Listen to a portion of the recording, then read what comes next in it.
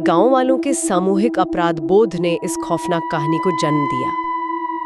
सावित्री का दिमाग उसी अनिश्चितता में फंस गया था। मतलब उसकी मृत्यु शारीरिक थी। हाँ। लेकिन उसका मानसिक आघात उस तान से बंध गया था। हाँ, और जहाँ तक गांव वालों के अपराध बोध की बात है, वो भी इसमें शामिल है।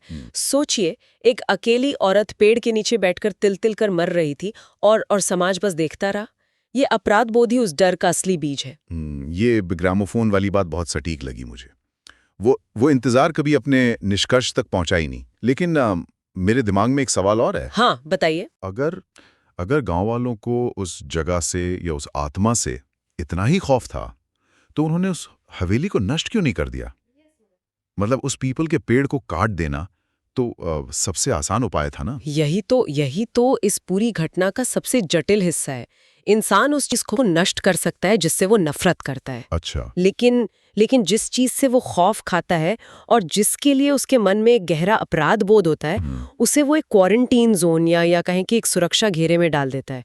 गांव वालों ने बिल्कुल यही किया। उन्होंने दूरी बना ली। हाँ, दंत कथा ये बन गई कि सावित्री की मौत के बाद हर अमावस्या की रात, मतलब जब चांद बिल्कुल नहीं होता, सफेद साड़ी पहने एक औरत उसी पीपल के पेड़ के नीचे दिखाई देती है। और नियम ये बन गया कि जो भी उसे देखेगा वो गंभीर रूप से बीमार पड़ जाएगा। तो पेड़ को काटना उस दुख को सीधे चुनौती देना होता। बिल्कुल। इसलिए उन्होंने दूरी बना ली। उन्होंने अपनी मानसिक शांति बनाए रखने के लिए उस भारी दुख को उसी हवेली के अहाते में कैद कर दिया। बाप रे। और यहीं से कहानी में वो मोड़ आता है जो इस पूरी व्यवस्था को चुनौती देता है। मतलब अर्जुन का प्रवेश। हाँ, अर्जुन कोई तांत्रिक या पैरानॉर्मल विशेषज्ञ नहीं था। वो गांव का ही एक नौजवान था जिसे इन दंत कथाओं पर बिल्कुल विश्वास नहीं था। उसने ठान लिया कि वो अमावस्या की रात हवेली जाकर सच बता करेगा, जो कि बहुत ही खतरनाक फैसला था। वही तो। अब इस फैसले को सुनकर पहली प्रतिक्रिया यही होती है कि अर्जुन बहुत बहादुर था। लेकिन अगर गहराई से देखा जाए तो क्या अर्जुन की ये हरकत वास्तव में उसकी बहादुरी थी या उसका अहंकार? हाँ। अर्जुन उस आत्मा को खोजने नहीं जा रहा था। वो गांव वालों के डर को गलत साबित करने जा रहा था।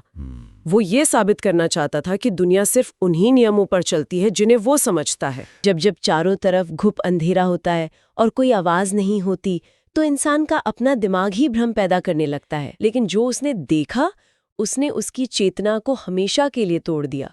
उस रात के दृश्य का जो वर्णन स्रोतों में है, वो सच में रोंगटे खड़े कर देने वाला है। रात की ठीक 12 बजे सन्नाटा इतना गहरा था कि कानों में चुभ रहा था। और हवा? हाँ, हवा से उस विशाल पीपल के पत्तों की अजीब सी खुरदुरी आवाजें आ रही थीं।